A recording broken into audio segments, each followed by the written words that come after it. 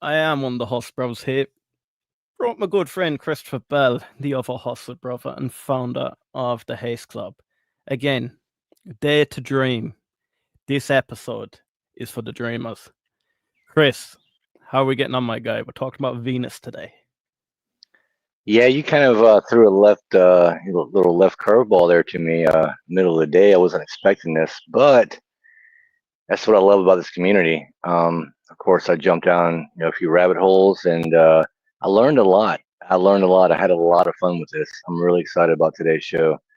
Um, there's actually, again, we're probably only going to hit the tip of the iceberg because the more I looked into it, the more I found, and the more the possibilities I saw in the future. But yeah, I'm excited about today, man. Let's do it. I can't wait. Yeah, it's one of those. I didn't think there was much information on it until I went looking. And then when I went looking, we're going to get into it. But guys, this week we've spoken about Mars, Mynaric, Geost, how it all affects that Mars telecommunications orbiter. We spoke about it the day before Rocket Lab came out with it. Yesterday we had Jacob on, Professor Jacob, talking about the Mars telecommunications orbiter and then how laser transmission will affect everything.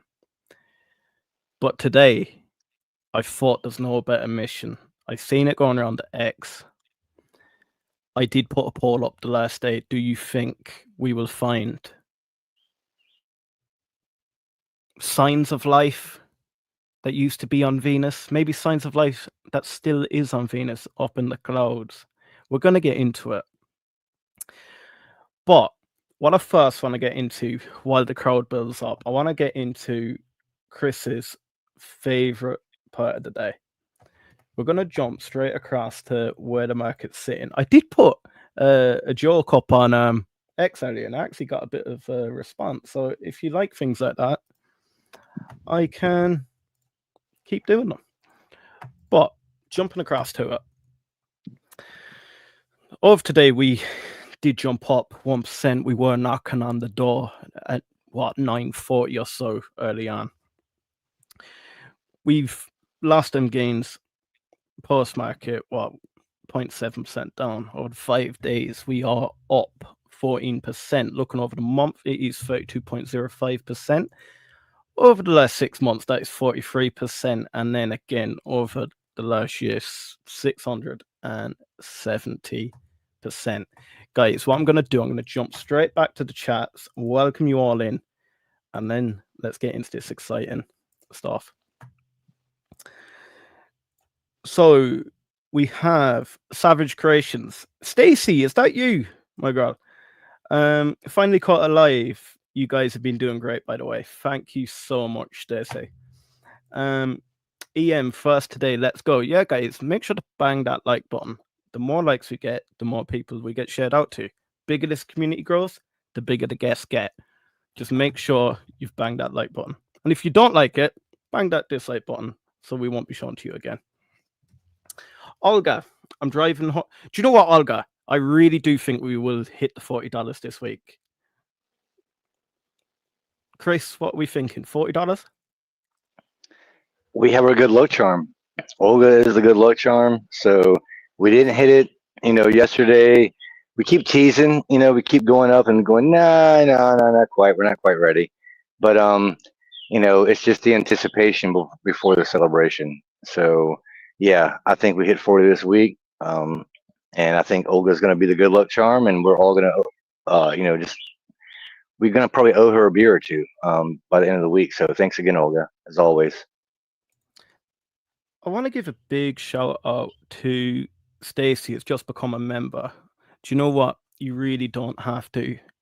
That kind of stuff really does show that we are on the right track, and that, do you know what? It just shows that love. Me and Chris go through up and down days sometimes. Do you know what? We've had pretty good up days since we've been back. This new project we're taking on, I'm loving it. But getting back to Olga, Olga's driving home, but can't miss this episode. My heart's pumping for the Venus mission. Can't wait to hear all about it. Do you know what? On YouTube, there's actually not that much coverage on it, which I was quite surprised in. It was actually Chris that let me know that. I just thought it'd be an exciting project to go through, but when we actually went down into it, there is quite a bit of information on it too. Yeah, I was surprised. Dave G did one, I think, about 2 years ago, and it was some updates, and it's a good video. You guys all know Dave G, so definitely check that out. Um, the Angry Astronaut, he did a video, and this is years ago. I think it was before their first Electron launch, as a matter of fact. And there's a few other things here and there. But yeah, I was surprised. I was kind of surprised myself because, again, you kind of surprised me today with, hey, guess what we're going to talk about tonight? And usually we don't plan it out. This is not normal for us to do. But it was a lot of fun. Liam does love space as much as I do. And of course, I got excited, jumped down a bunch of rabbit holes, got lost for a while. I know too much about stuff that has nothing to do with this now, but maybe one day it'll correlate. But that's what we do it, right? It's investing can be stressful. We try and take the stress out, have some fun with it. I think this is gonna be a lot of fun. No, I completely agree with you. And then Benny, what's up? Great to have you here, Benny, as always. Hey, Tat and Olga, what's up, Benny? I'm not reading that out.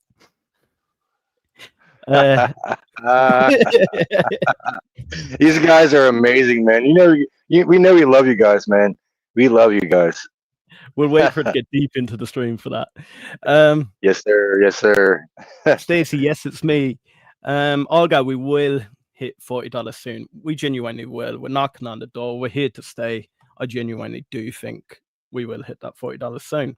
I don't have to, but I want to support you guys. Thank you so much, Stacey. And you deserve it. I've grown so good, and we'll keep growing. Keep it up, friends. And you know what? We are going nowhere. We're here daily. Talk about Rocket Lab, anything space, really. Guys, if you do like these type of episodes where we deep dive, we had the Mars telecommunications, we did Mynaric, Geost. We're going to tie all that together, and we're going to talk about the Venus mission. But we have had the crowd build up a bit. So what I'm going to do something very, very strange, because I am going to clip this for a video. This goes completely against Chris's philosophy of making everything natural. But you know what? We're just going to break it for now. So what I'm going to do, Chris, I'm just going to introduce a video, and then we're going to get straight to it. Yeah? You're breaking the rules, man. This is Haste Club. You know what I'm saying? You're already breaking all the rules. You and Scotto, man, you guys break the rules all the time. But you know what? That's what we do, man. It's like being a kid. You have fun. You break the rules. You go outside. You go crazy a little bit. So, man, yeah, let's do it. Let's do it. Let's have some fun with this. Okay. We're going to do a countdown of 3, 2, 1, and then we're going to go for it. So 3, 2, 1. Right, guys, my name's Liam. I am one of the Hustle Brothers here. I have got my good friend Christopher Bell, founder of the Haste Club, with me. We have been talking about the Mars telecommunications orbiter. We've been speaking about Mynaric. We've been speaking about Geost. But today, we're here to talk about the upcoming Venus mission. Chris, the Venus mission. What are your initial thoughts on this before we deep dive it? What did you know prior today before you came into it? And then what are you expecting the guys to take away from today? I didn't know as much as I thought I did. That was my initial reaction. I really didn't. I guess we do this from time to time. We take it for granted. Oh yeah, they're gonna go to Venus. I mean, they did successfully, achieve the capstone mission, and this is it's not, it's an electron with a photon and a bunch of orbiting and a bunch of crazy math and numbers and stuff that you guys know I don't like to get into, which Liam has for you guys in spades, I'm sure. But man, this goes back to the original part of the intro, Dare to Dream. And I think it's really cool that Peter Beck is actually investing his own money, and the company is coming out of pocket. They're not making money off of this. They're doing it for the love of space and exploration and the possibility of finding life on other planets. That's fun. I mean, if you can't have fun with that, maybe you shouldn't be investing in this company. So yeah, that's my initial thought there. Of course, as you already know, I've got pages and pages of notes Because again, I didn't know as much as I thought I knew, and I still don't know as much as I want to know now. The more I looked into it, um, there's still a lot more to discover. And thankfully, we have people in the chats that can fill in the blanks or help us out as we go along. As always, before we get too far ahead, thank you guys. But yeah, as far as an intro, man, I guess that's what I got. So, guys, I want to directly ask the chat here. Take your investing hats off for 1 second.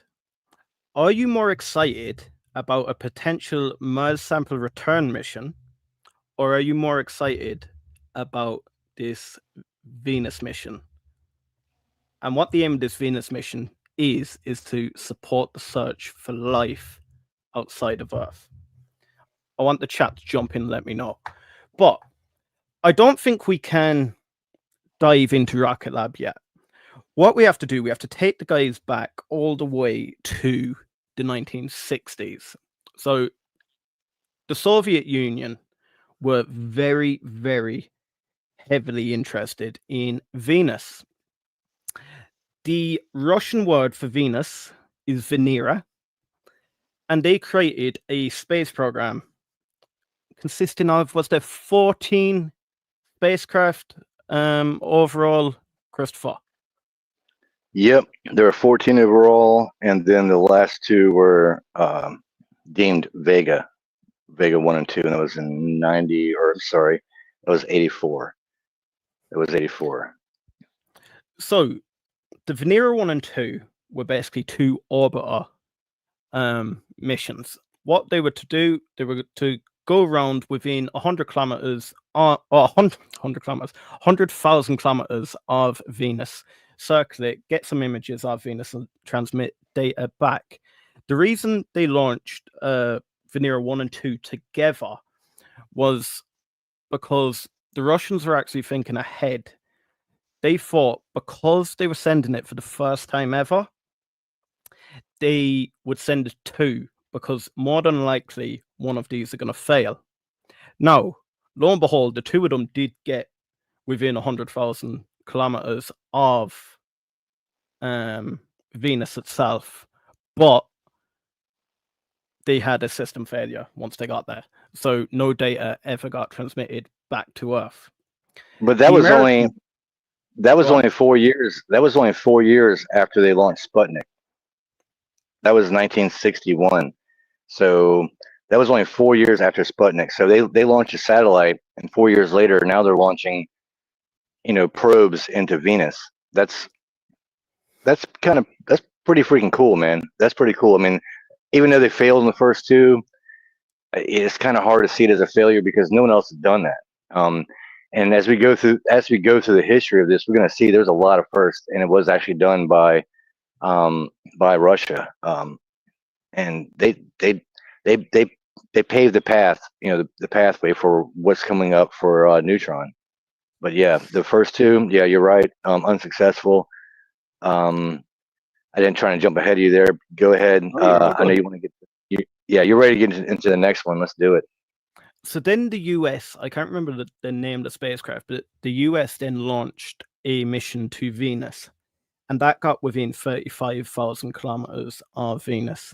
They were able to detect that it had a thick, cloudy atmosphere, and the temperatures on the daytime side of Venus it was around 293 degrees Celsius. And Chris, if you want to convert that to Fahrenheit, you can, but not going to lie, I haven't a clue what that is in Fahrenheit. That was actually that was 1 year later, 1962. Successful flyby. That was the Mariner 2, US's Mariner 2. That was a successful flyby in 1962, just a year after the original Venera 1 and 2. I don't know because I got some conflicting. You know how it is when you're looking up, research. I got some conflicting numbers, but I think it's somewhere around 900 plus degrees Fahrenheit. I don't know what that converts into, Irish speak. Freaking Englishmen, you guys are crazy. Talk American, man. I'm just teasing, man. No, I love it.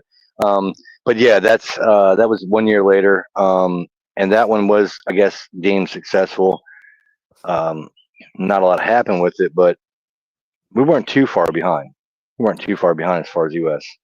Yeah, so then the US more or less abandoned Venus because they deemed it as inhabitable for life. So they then turned the focus onto the moon and Mars.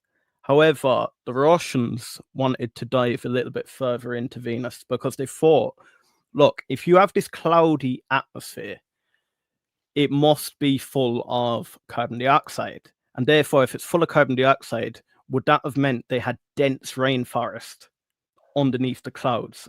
And then basically, it got overrun with carbon. Maybe you wouldn't have the rainforest there, but you'd have the remains of them.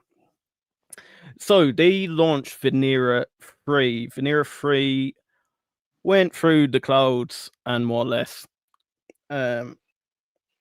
blew up. It imploded as it got within, I think it was something like 65 kilometers from the surface. And that actually is quite interesting because Rocket Lab's mission will be flying between 65 and 40 kilometers from the surface while it's taking its measurements before it self implodes. Going into Venera 4, they then decided they'd put a catch on the parachute coming down. So what that would do, it would prevent the parachute from opening up fully, so it'd get down the clouds quicker. This material then was designed to disintegrate under immense heat, which would then allow the parachute to open. Yeah, because what they found out from the Venera 3 is that, they're 92, 93 times the density of what you feel as far as pressure on Earth. So it would just collapse and destroy the parachute. So they had to redesign the parachute, one, to withstand the temperature, but also basically re-engineer everything we think of when it comes to deploying a parachute and how we float back down to Earth. It's a lot different than it is on Venus. And if I'm not incorrect, it was not 100% successful, but we actually did get data sent back for the first time on the Venera 4. And that bad boy was crushed just by the pressure. Again, that 90 times the density, that's hardcore. I mean, you're not going to breathe very long. Not at all. But again, that was the first time. Actually, the third was the first time that we actually landed spacecraft. Humans built and landed us, or even though it crash landed, but it was the first time we landed a spacecraft on any foreign surface, moon, Venus, whatever, any other planet, was Venera 3. Venera 4 was number 2, which I thought was really interesting because I didn't realize, I didn't know of the whole Venera mission myself until I got into it today. But yeah, again, Russia actually did beat us on that one as well, unfortunately. And then what got quite interesting is you've touched on it there. So you're saying 90 times the amount of pressure it is back here on Earth. 90 times the amount of pressure. That is the exact same as being 1 kilometer under the ocean. When the atmosphere is that thick, it is more or less like falling through water.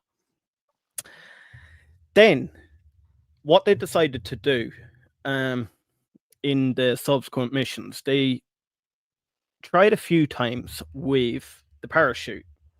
Then what they decided to do was, because it is very dense and water-like, they thought, what we'll do, we'll try and slow it down with a disc around the spacecraft. So prior to that, the final mission with a parachute got within something like, was it 40 kilometers from above the surface?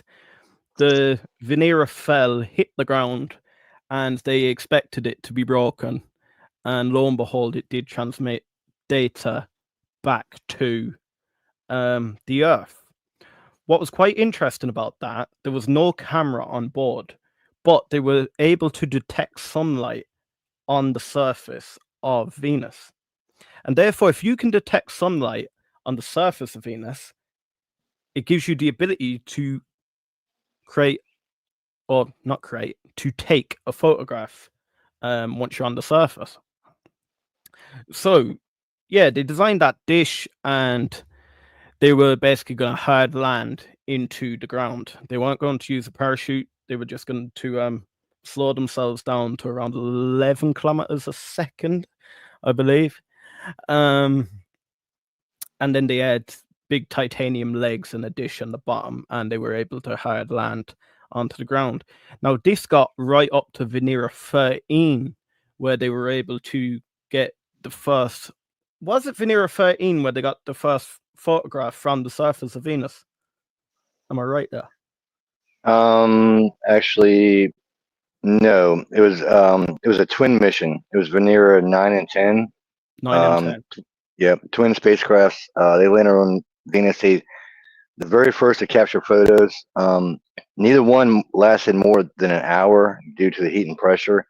But again, you got to deal with, you're on a different planet. You got to kind of plan for that. I do believe Rocket Lab's mission overall is only going to last about 5 minutes as far as transmitting data. And we'll get more into that later, but just wanted to hit on that. And before we go to 9 and 10, just want to say about Venera 7. It was actually the first probe to purposely crash land on Venus. That was in 1970. And as we know with past missions that Rocket Lab has done with other companies, they know how to crash land something and do it successfully. So maybe if we see some success from this mission, they might decide to do further missions in the future. That's fun to think about. There's nothing's been announced by that. That's just me thinking outside the box. But was it Varda? Varda, they've crash landed three satellites into Australia and one in the U.S. So it's possible. I mean, that's what I'm seeing here with all these past missions is what the future possibilities are. That's really what this is all about. And then, again, how Rocket Lab's going to pull this off.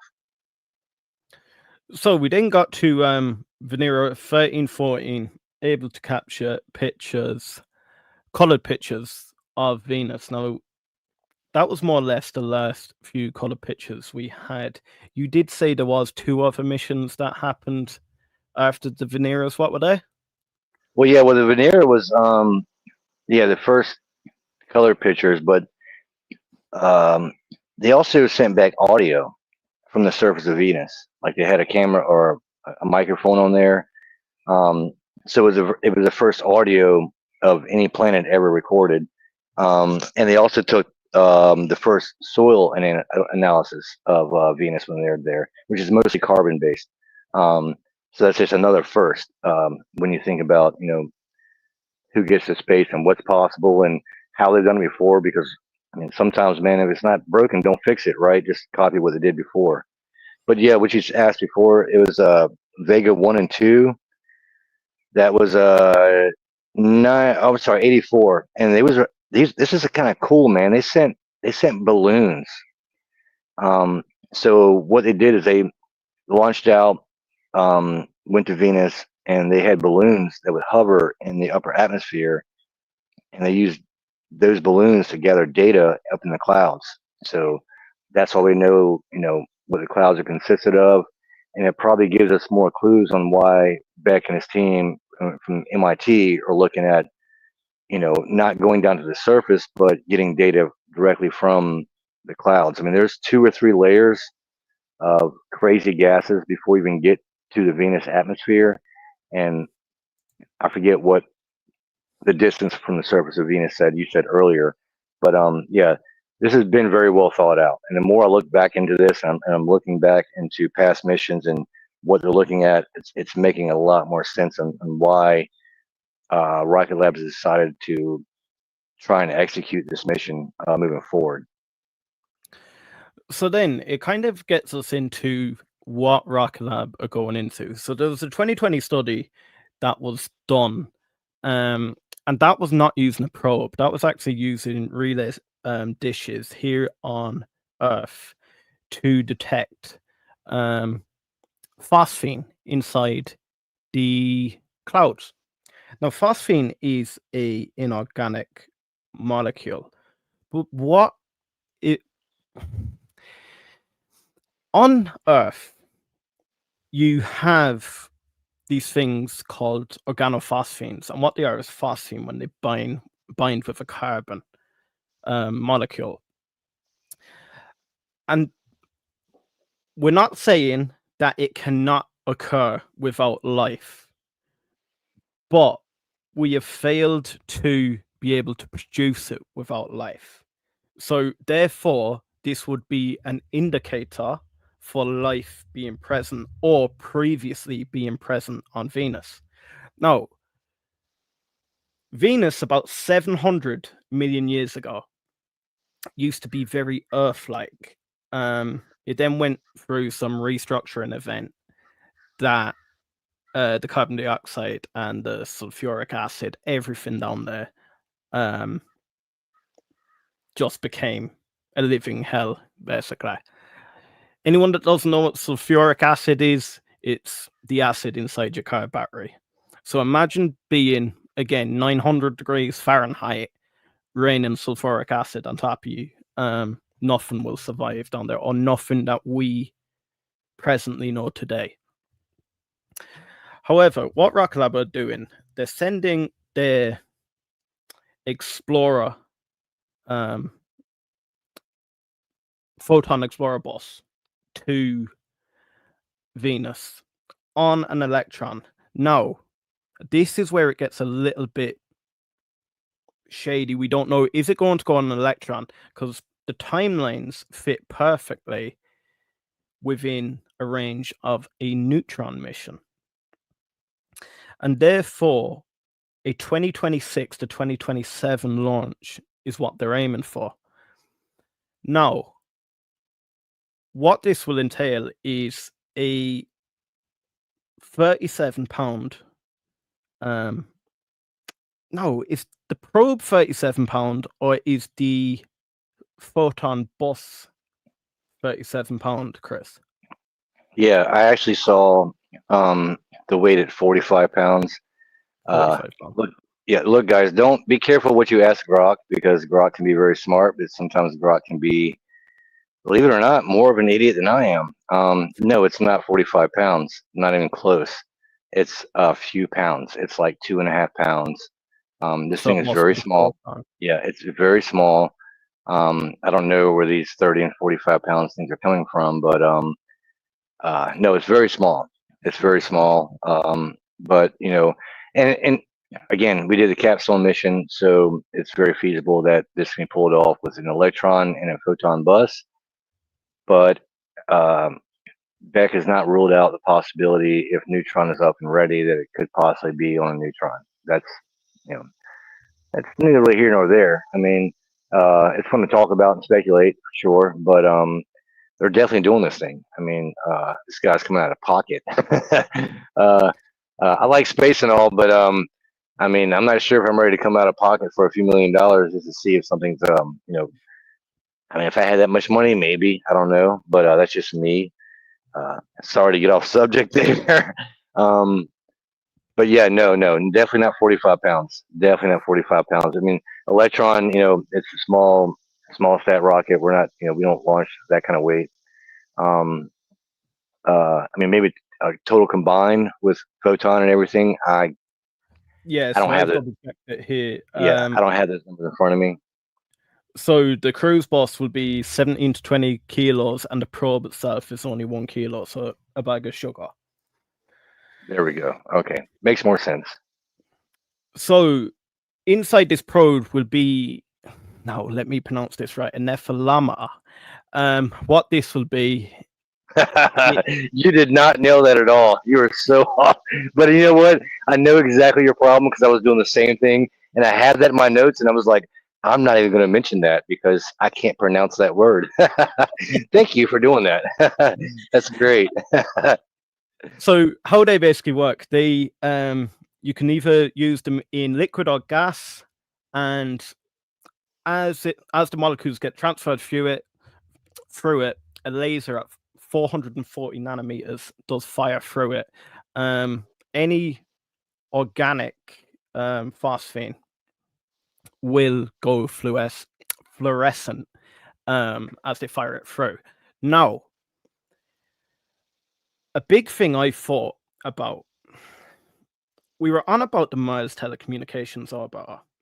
And with the Mars telecommunications orbiter, that was more or less to relay high bandwidth back to Earth. And I thought we'd take a similar approach here.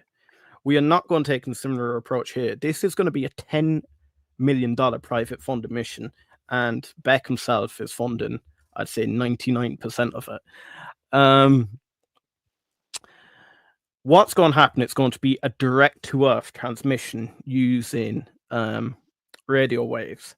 Now, because it is in a thick cloud, highly dense atmosphere, it will only be able to transmit 120, is it megabytes back to Earth?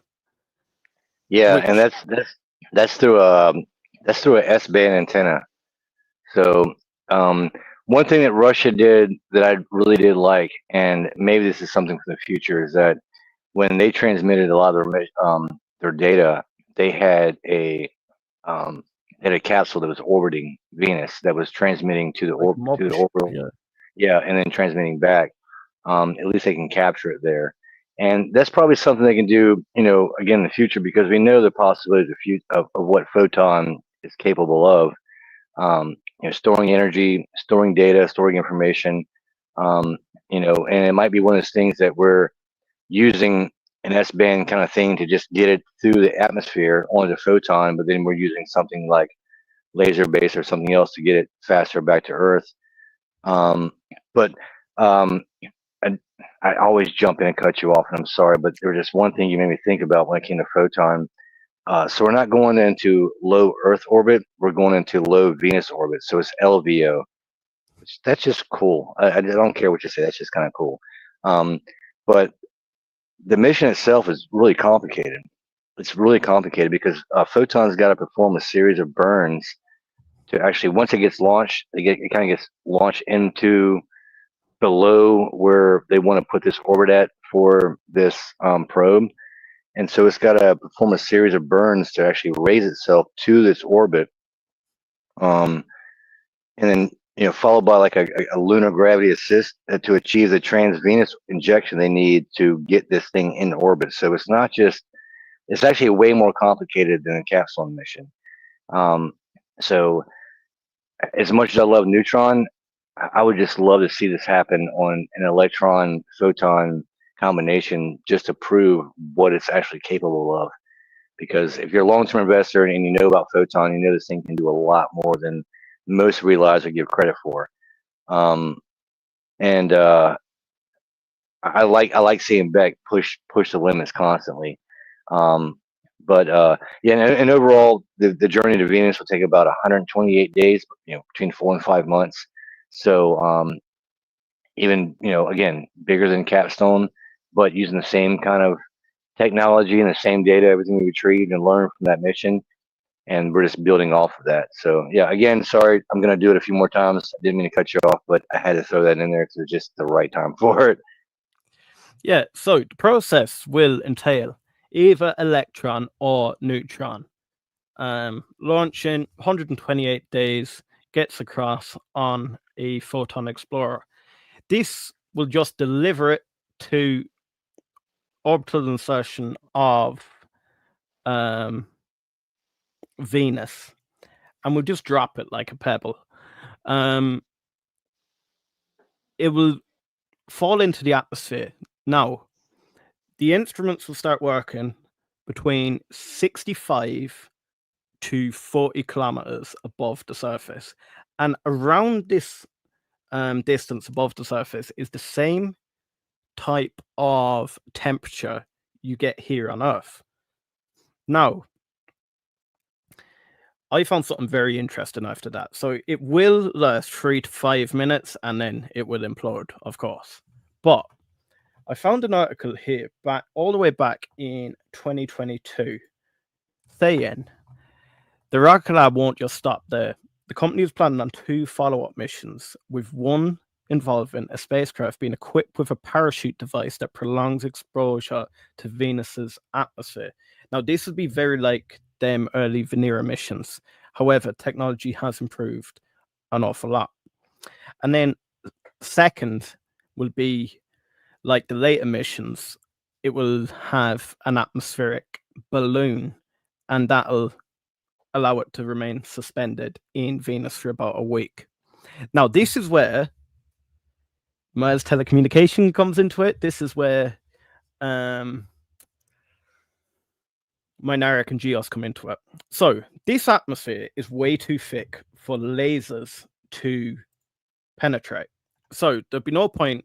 It needs higher bandwidth to come back, but there's no point trying to penetrate it with lasers. However, if you have the likes of a telecommunications orbit or orbiting Venus, you'll be able to radio wave back to the telecommunications orbiter. But these GEOST payloads will be able to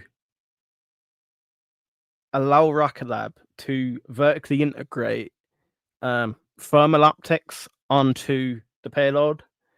It'll allow them to have increased amount of laser analysis on the payloads. What you got to think is GEOST is basically allowing them, the spacecraft, to have its eyes and ears. That's all the payload is, its eyes and ears. Chris, how bullish are you on the likes of, if we found a organic molecule on Venus, don't you think the US government will allow funding to further explore this? And therefore, if Rocket Lab have done it initially, and they also have the technology for a telecommunications orbiter around Mars, why wouldn't they let them use it around Venus as well? And therefore, you're building up a whole telecommunications network across the solar system, which we previously spoke about the last 2 days. Brilliant. And exactly. And that's brilliant. And that's exactly what you just said, what we've been talking about. It makes all the sense in the world. And it doesn't have to be the US government, because you have people, you have philanthropists that are very excited about this stuff. Guys like me, but have a lot more money than I do, that are going, hey, yeah, I'll help fund this. I'll put in a few $1,000,000. As a matter of fact, this whole mission is actually backed by a bunch of philanthropists and MIT. There's less than 30 scientists and engineers at MIT. They're led by an amazing lady. Just found this out, in the last couple of hours. Been following her now on X. You guys should follow her too. Her name is Sarah Seeger, and she's leading the team at MIT, who's basically helping to lead the team as far as Rocket Lab and all the scientific part of the mission. You can find her on X at Professor Sarah Seeger, or PROF Sarah Seeger, SEAGER. Woman is brilliant. She is brilliant. And I'd love to have her on sometime. I don't know the odds are of that, but don't think I'm not going to try. Because, again, with everything in Rocket Lab, you get on the surface and then you realize it's just a big onion, and you got to start peeling the layers back and peeling the layers back. And when you start talking about putting an orbiter around multiple different planets and getting information and data, whether it's a Venus or it's the moon or it's Mars or it's Pluto or it's Titan, it could be anything. And that's a lot of the reason why I invest in this company. When I first got into investing, that one of the first things someone told me was, invest in something that you really like. You're invested in personally, because if not, you're not gonna be interested, and you're not gonna enjoy investing. So find something you like. And the first thing I thought of was space. And I'm loving what I'm seeing from this company.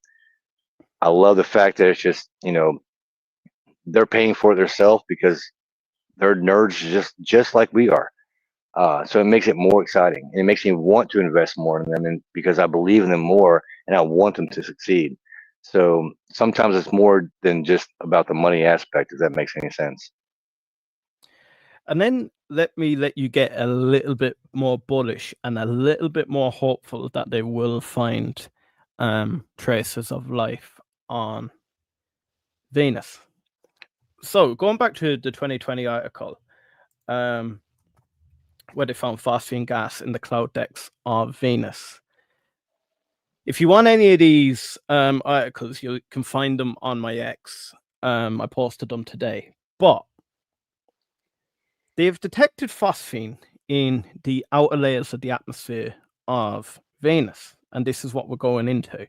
However, with everything they know that is on Venus, volcanoes, high amounts of carbon, lightning, none of these give rise to the synthesis of phosphine. And therefore, what is creating the phosphine? Chat, do let me know. Chris, would we dive back into the chat and see what they have to say? Most definitely, because again, that's a big word, and I avoid big words. Big words are scary, man. I'm just kidding. Uh, no, I know exactly what you're talking about. I didn't have time because I was looking so much into just the history of Vega and well, not just Vega, but Jax is doing India. India actually has an orbiter scheduled for March of 2028. The ESA, they've got between 20. Okay, I don't have the years right, but they've got stuff going out there as well in the future. But yeah, I got into Venera and I got lost. So it was a lot easier for me to avoid the big words, and I was like, "Well, Liam will cover those. No big deal." That's how we work so well together, my friend. But let the chats take over. They're way smarter than we are, so let's find out what they know, and we'll go from there. So, guys, jump into the chat there and do let us know what you think about this Venus mission. Are you bullish on it? Is there any more information you want us to cover on it? And do you think we will find life or the, I don't know, remains of life, the compounds of life on Venus? So, Brett says we will fly past $40 straight to 44. Do you honestly believe that? I'd love it to happen, but I don't know will it happen this week. Maybe. Stacy said, let's jump down the rabbit hole, gentlemen. I'm in. Do you know what? This is what this channel is all about. We do jump down some mad rabbit holes, but we do sort of give the evidence why we think these rabbit holes can occur.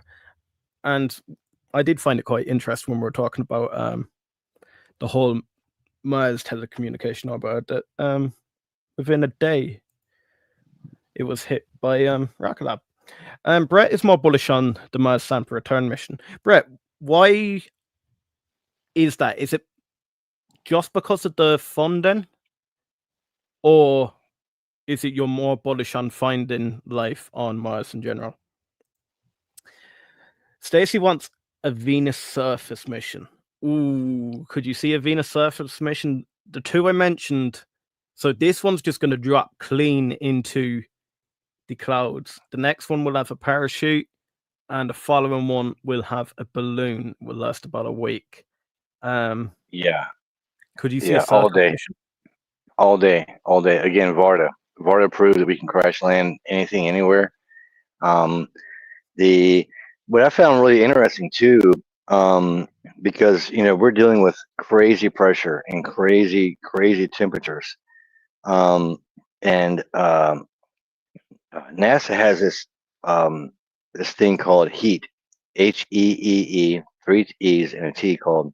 It's the heat shield for extreme entry environment technology, and that is actually the technology they're going to use on the probe for what Rocket Lab's going to send into Venus. So they're testing things that have been tested before, but they're testing them to the extreme. And if we all know Beck, he's always going to push to the extreme, and he's always thinking, all right, if I can do this and this is successful, I can go further. So, again, if we can take, a company like Varda, something as, um, very fragile and volatile as, um, the cargo they have on top of that with, the pharmaceuticals, crash land that onto the Earth, um, which, a lot different atmospheric and gravity, a lot of different things that come into play. Um, yeah, I could definitely see Beck doing more, um, as far as exploration and learning more about Venus.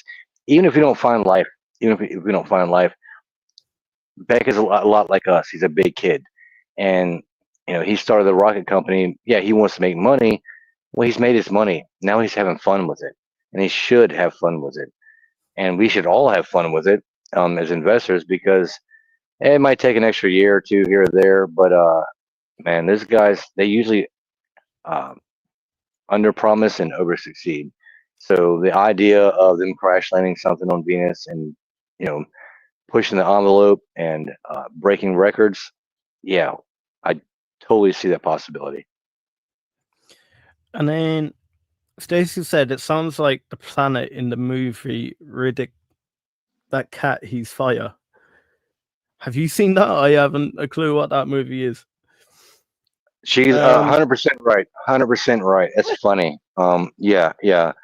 That's that's a great comparison. I love that. That's like a great analogy. Now I want to go back and watch that. So yeah, thanks. Oh, and speaking of movies, totally off the cuff, but Brett Krieger, if you're out there, I thought of another space movie. My daughters love this. I love this. Hidden Figures. Because when I I've was doing seen my it. research, oh, dude, it's brilliant. It's brilliant. It's about, so back when NASA was first starting off, and it's based out, here in Hampton, Virginia.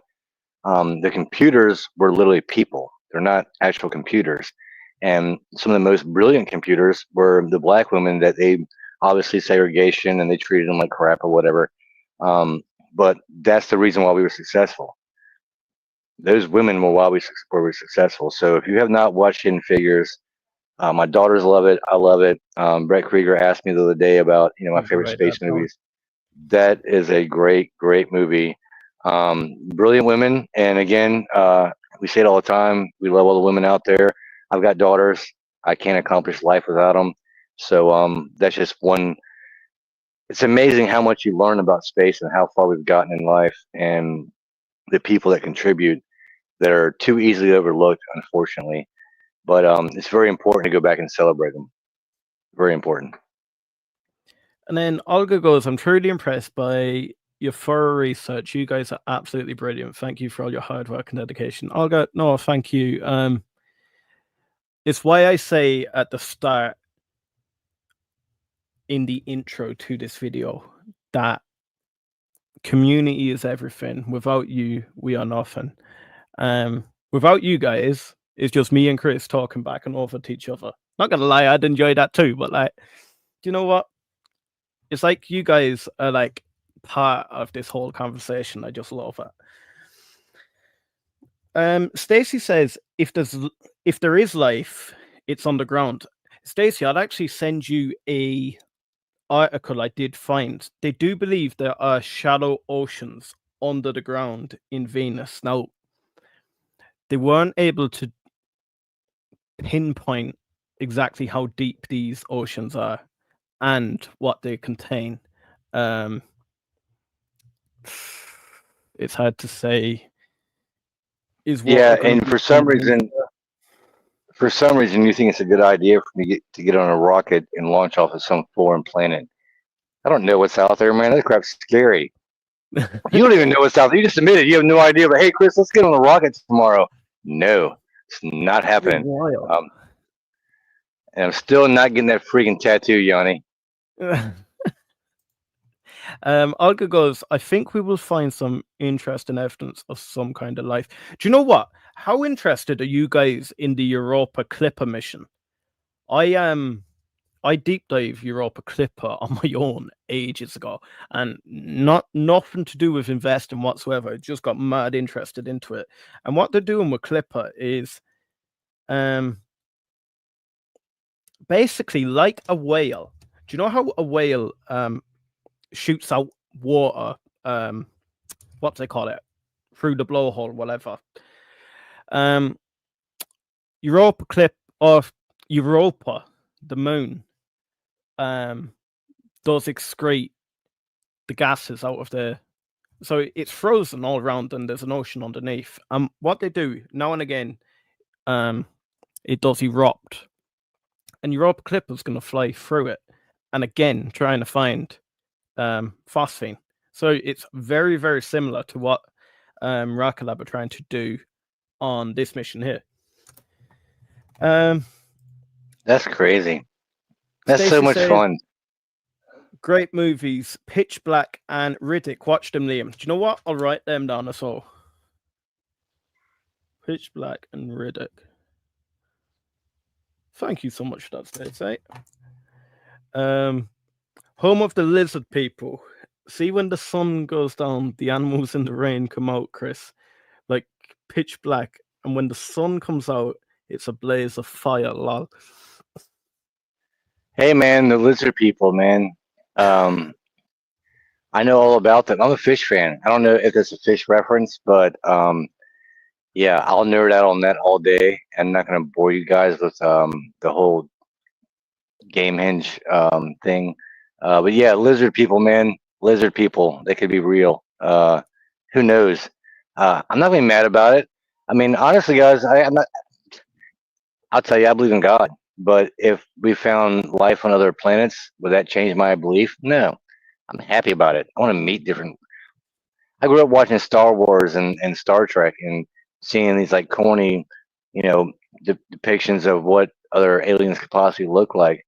Uh, Look, if we can learn and grow and be better as a overall civilization, and they can teach us stuff, I'm all about that. I am all about it, 100%.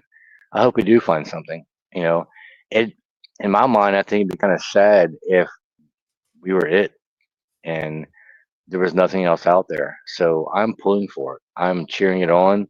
I love this mission. I love what Beck is doing. It's I mean, as a matter of fact, NASA's got two missions coming up that we don't know if they're going to get X out or not, but the Da Vinci and the Veritas, they're both Venus missions. Um, Now, of course, they are costing around $500 million a piece, and Rocket Lab's doing their mission for less than 10 million.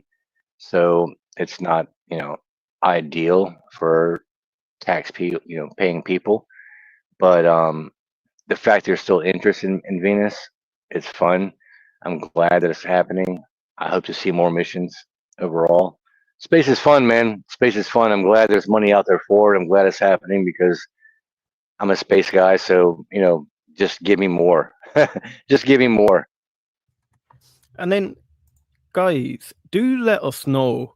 Do you like when we deep dive subjects like this? Do you like when we deep dive different missions? Do we like when we bring the news and then we go a little bit further with it and go with our ideas? Or do you just prefer when we stick to the daily news as it comes out, as and when? Do let us know. Also, is there any guest that we had on that you'd really love to see back again? Do let me know that in the chats too. I'm also trying to find something here quite quickly. Yeah, so